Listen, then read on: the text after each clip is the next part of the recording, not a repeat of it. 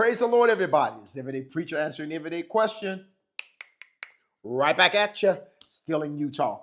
Praise God. This one goes out to Shirley Barrow. Sherry Barrow, God day to you, my sister. I pray that you are doing well. And I pray that the help that Christ has for you at this point in your life is upon you. She asked a question. She said, I would like to know what the one world order consists of. Not really a very difficult question to answer, so we should be able to get through this fairly quickly.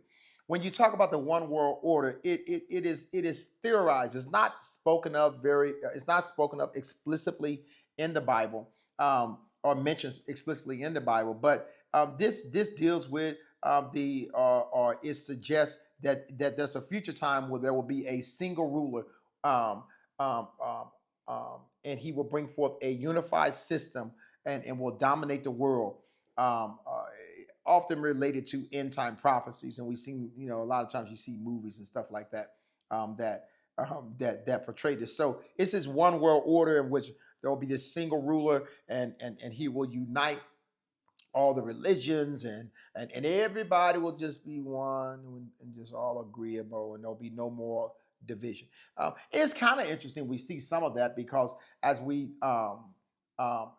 watch the Pope, the Pope has now began to say that all religions are the same. Everybody's fine. It doesn't matter what religion you are. And if you watch, more and more preachers are starting to say that. More and more preachers are starting to say that it doesn't matter if you're Muslim. It doesn't matter if you're Jehovah's Witness. It doesn't matter if you're Latter-day Saints. We're all just under one God, and so forth and so on. Well, that's not what the scripture says, first of all. But nevertheless, so let me give you where some of this idea of the one world order, or a single ruler, a unified system is coming from. If we turn to Revelation 13, the 7th verse, once again, 13, the 7th verse, he says, he was also permitted to wage war against the saints, God's people. Now some of the single ruler, to wage war against the saints of God's people and to overcome them, and authority and power over every tribe and people and language and nation.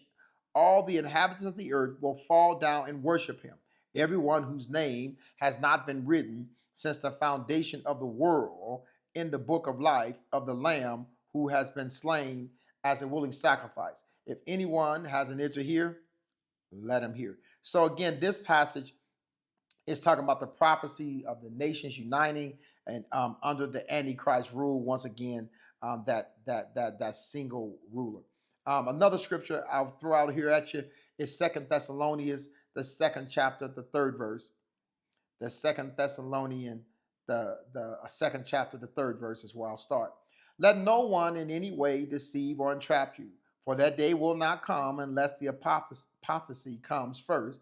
That is the great rebellion, the abandonment of the faith by the professed Christian. Well, that's really interesting. So there are people professing to be Christians that are not. So you can't just go around saying that everybody's a Christian.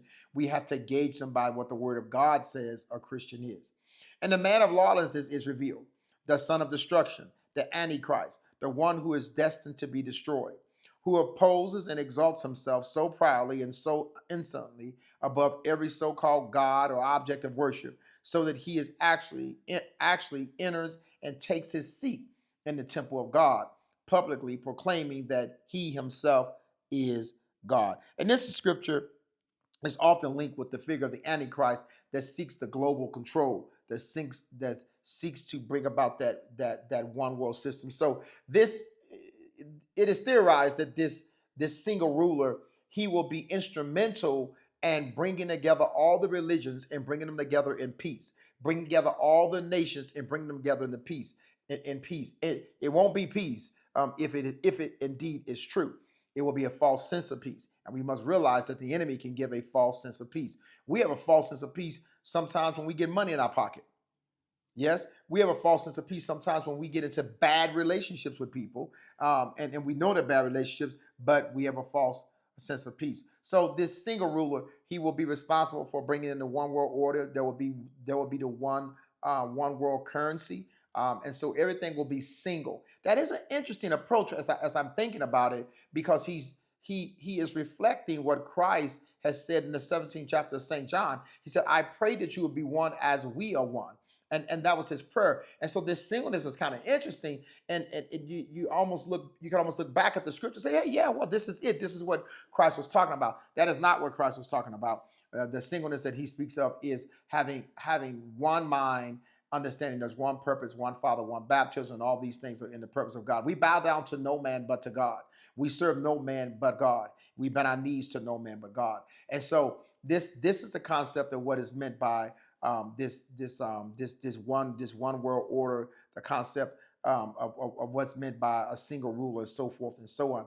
All right. So this Everyday Preachers Answers the Everyday Questions right back at you. It is the day the Lord has made. Miss Shirley, make a choice. Will you rejoice in it? Peace.